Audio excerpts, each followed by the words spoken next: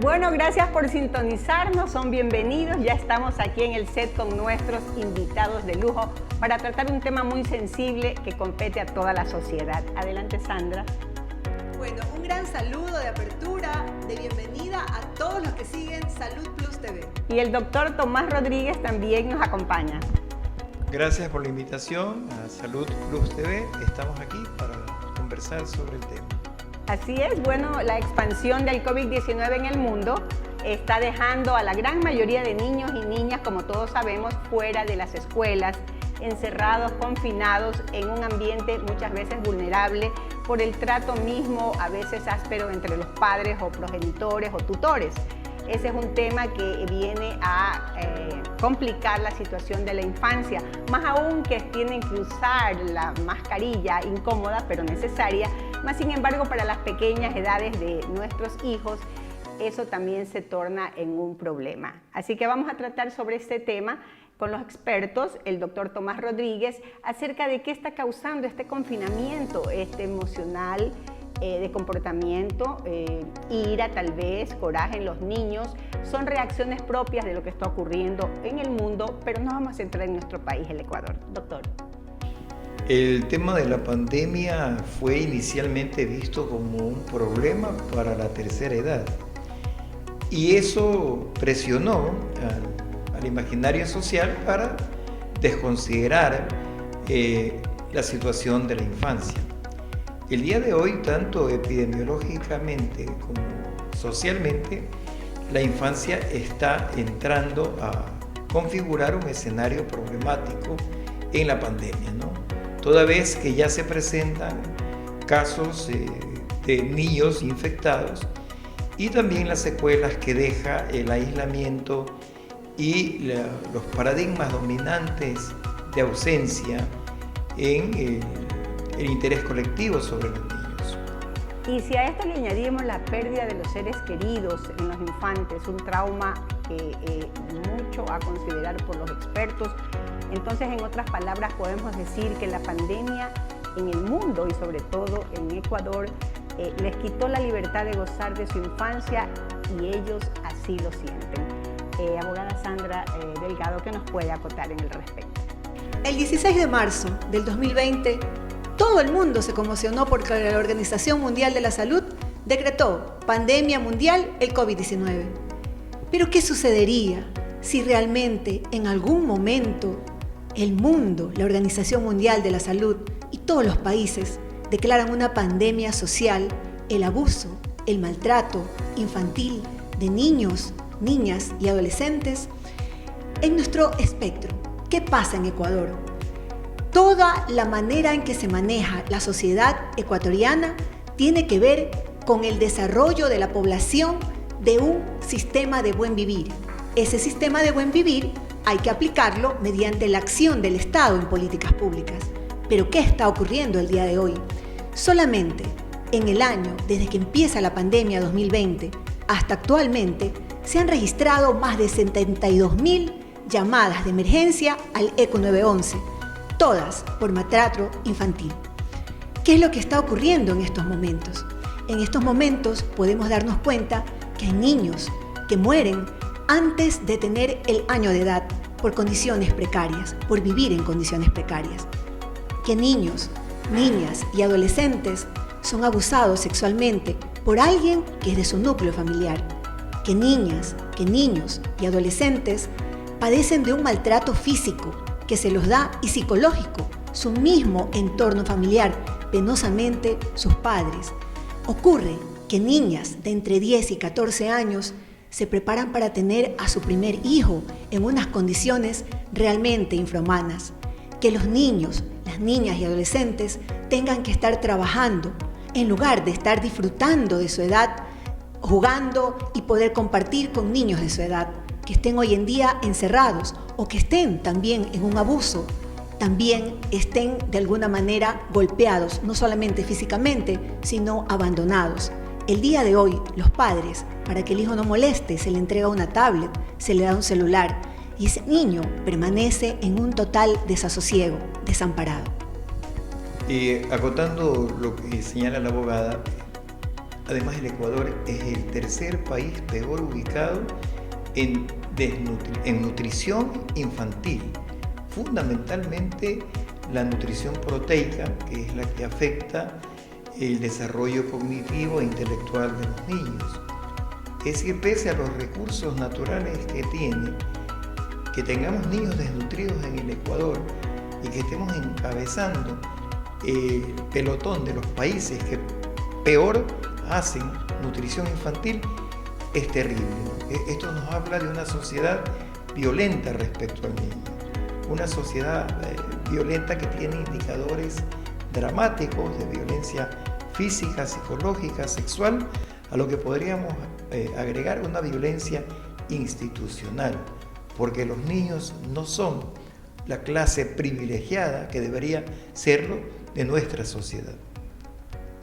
Bueno, se habla mucho de la niñez, de la infancia, muchas veces también han sido motivo de temas de campañas políticas, mas sin embargo el objetivo de este programa, que lo hemos denominado Infancia y Adolescencia en tiempos de pandemia en Ecuador, con dos personas conocedoras del tema, y la institucionalidad ausente, que es lo que más queremos enfocarnos en este programa. ¿Y qué queremos con esto? Es llamar la atención de la sociedad entera sobre esta latente realidad en nuestro país y la necesidad urgente de socializar este tema para llegar a los padres de familia y sobre todo a las autoridades con el fin de concienciar la necesidad de volver los ojos a esas entidades de protección social y de entidades públicas que antes nos daban pues la mano en esta problemática que no es fácil. Doctor, ¿qué nos puede decir al respecto? Yo diría que el conjunto de la sociedad está mirando poco a la infancia. Y esto se acentuó más con una mirada gerontológica, porque así se creyó que la pandemia estaba direccionada a los más vulnerables, adultos mayores. Se acentúa, digo, porque ya es crónico el maltrato a la infancia.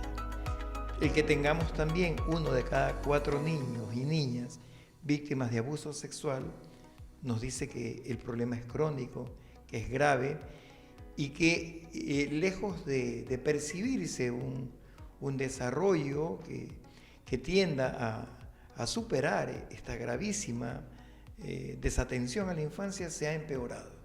Es decir, los años que hemos vivido en el último decenio y más nos dan cuenta, por ejemplo, de que el abuso sexual se quedó desamparado, es decir, se judicializó el abuso sexual y se judicializó mal. Antes teníamos una institución que era el Instituto Nacional de la Niñez y la Familia, que era un referente disuasivo frente al abuso sexual y el maltrato. Conocido como INFA, ¿no? Conocido como INFA, y de pronto se eliminó esta institución que bien o mal tenía la proyección de la protección integral y de la protección especial, que son dos aspectos, que los niños necesitan ser protegidos integralmente, pero especialmente en determinados casos como el abuso sexual y el maltrato y la violencia. O sea, cuando desaparece esta institución, todo es acogido a través del sistema jurídico, pero el problema de la infancia, para ser integral, necesita una mirada jurídica, médica, social, psicológica, que es mucho más, y eso es la atención integral. El día de hoy, cuando hay un abuso sexual, lo primero que se le ocurre a la gente es vaya a la fiscalía. Sí. Y la fiscalía, con todo lo engorroso que significa la judicialización, se olvidan de la víctima. Ahí muere y queda en la impunidad. Y empieza a perseguirse al sujeto agresor, que queda en la impunidad, y el niño no entra en un proceso de reparación integral de toda su salud mental deteriorada de por vida. Así es, y la abogada Delgado también quiere acotarnos algo. Ella es experta también o tiene acceso a estadísticas recientes sobre los problemas emocionales de maltrato intrafamiliar y las situaciones de la infancia y de la adolescencia que se vive a puerta cerrada en el Ecuador. Por eso mi consejo, al margen de lo que va a decir la abogada Sandra Delgado, es que tengamos cuidado donde dejamos nuestros hijos, a puerta cerrada, en casa ajena o en la misma casa con gente extraña que llega. Todo puede pasar. no es alarmar, es alertar. Bueno, realmente resulta muy doloroso enterarnos por datos que registra la Defensoría del Pueblo que desde que empieza la pandemia hasta los meses actuales, más de 30 niños, niñas y adolescentes han sido asesinados. Y ese asesino ha estado habitando en el mismo círculo íntimo de ese niño, de esa niña y de ese adolescente. Al realizárseles de esos niños, niñas y adolescentes, 18 fueron niñas. Al realizárseles la autopsia en sus cuerpecitos, se pudieron encontrar golpes, maltratos, abusos no recientes. Es decir, que ese niño ya había venido siendo presa de este abuso sexual, psicológico, de este maltrato que se le ha dado.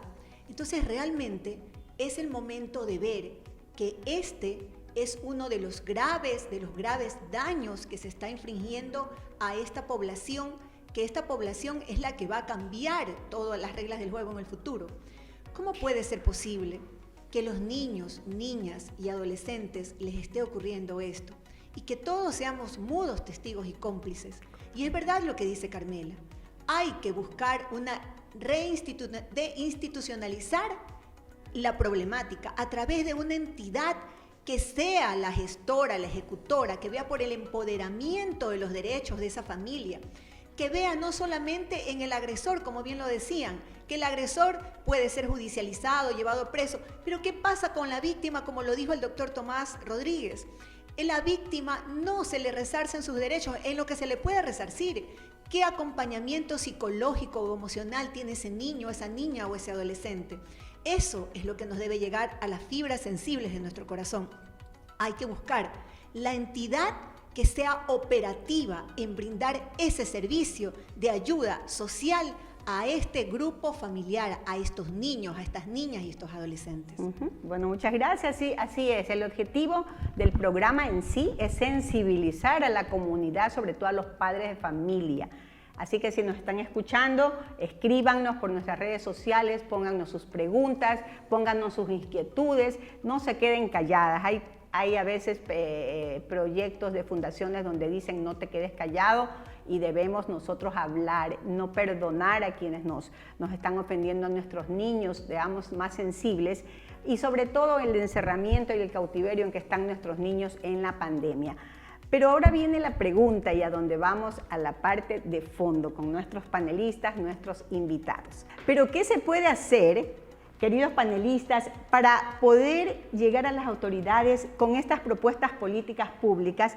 Ahora sobre todo que tenemos presidente nuevo, gobierno nuevo, y así poder rescatar instituciones de protección infantil tan necesarias como es el caso del INFA específicamente. ¿Qué dicen ustedes, doctor?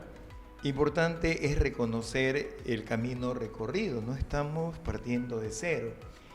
El abuso sexual, por ejemplo, en Estados Unidos tiene un costo de $50,000 y solo se logra reparar el 50% de la destrucción de la personalidad del ser para toda la vida.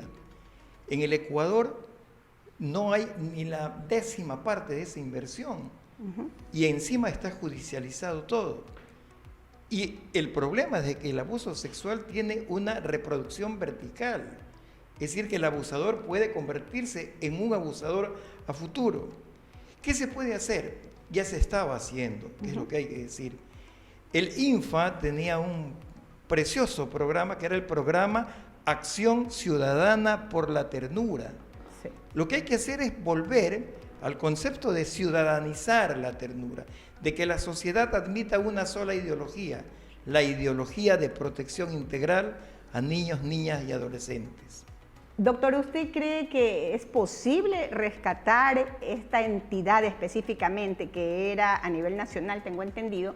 Y como usted prestó sus servicios allí, ¿nos puede contar un poquito de la historia y qué significa el INFA para nuestros oyentes y nuestros televidentes, para que veamos la dimensión de lo que representa poder, aún ambiciosamente diciéndolo, pero es posible, rescatar una de estas entidades en este tiempo de pandemia donde la situación de la niñez y la adolescencia se ha complicado a niveles pues incalculables. Yo creo que se puede y se debe rescatar lo que tenga que rescatarse, ¿no? Yo trabajé como coordinador regional del proyecto Acción Ciudadana por la Ternura del Instituto Nacional de la Niñez y la Familia. Y hay que decir, el INFA era no la institución de la primera dama, sino de la primera madre. Y todas las trabajadoras, esposas de los presidentes, tuvieron una presencia formidable. Y la historia es bonita, nos contaba antes del programa, ¿no? Sobre de dónde proviene esta iniciativa.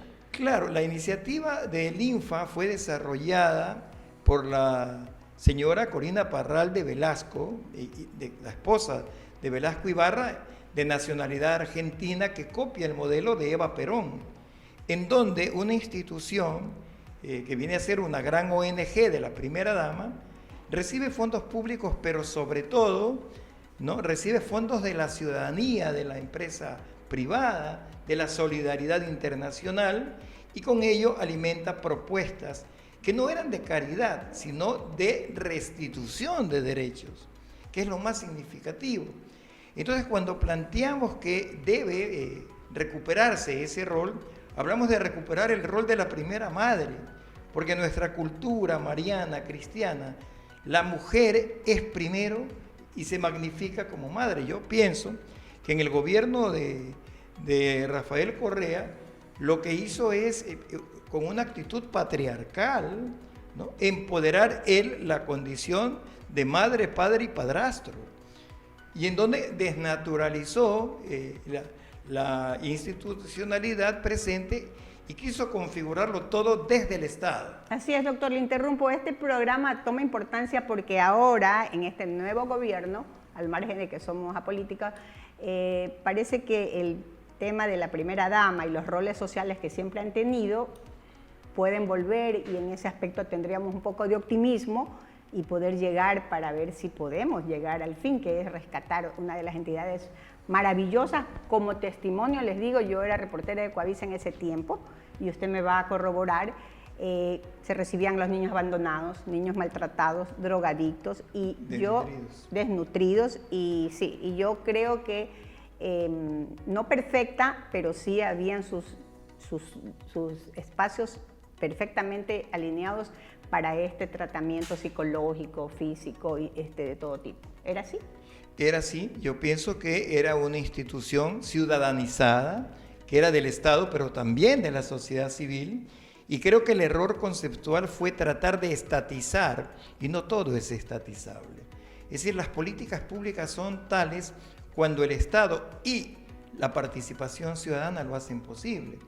Entonces, en la construcción del INFA, que yo pienso que tuvo graves errores, está el tema de la concepción social respecto a la infancia, a la única clase social que debería existir, privilegiada, que son los niños, niñas y adolescentes. Gracias, doctor. Ahora la abogada Sandra Delgado tiene la parte de lo que es también interesante y sobre todo medular, que es la parte emocional y la sensibilidad en los niños y adolescentes, que es por lo cual estamos haciendo este programa. Gracias, Carmela.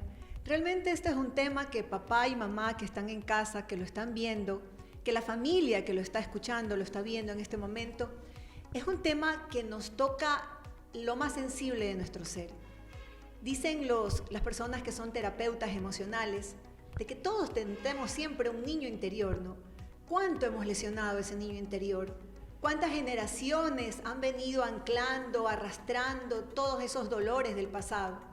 Y que cuando son padres o madres repiten esa conducta, repiten esos anclajes, destruyendo a sus propios hijos, a quienes deberíamos por naturaleza propia ser las personas que más amamos, ese niño, esa niña y ese adolescente.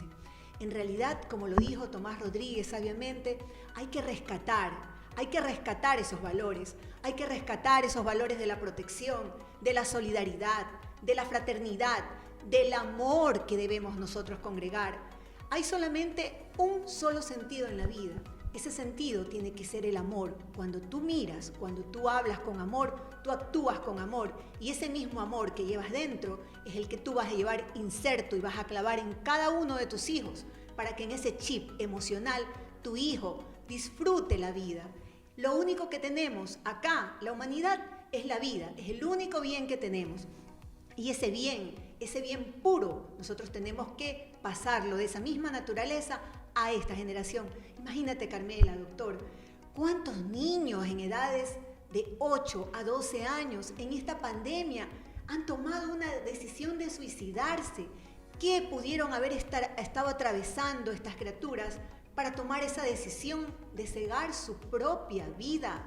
Ya no soportaban el dolor. Muchas veces, papá y mamá que nos estás escuchando, ¿cuántas veces has dejado de escuchar a tu hijo? ¿Cuántas veces has dejado de ver lo que te muestra? ¿Cuántas veces has dejado de sentir lo que él te comenta? Este es un llamado a tu sensibilidad. Esto es un llamado a que te conectes. Este también es un llamado a todas las autoridades.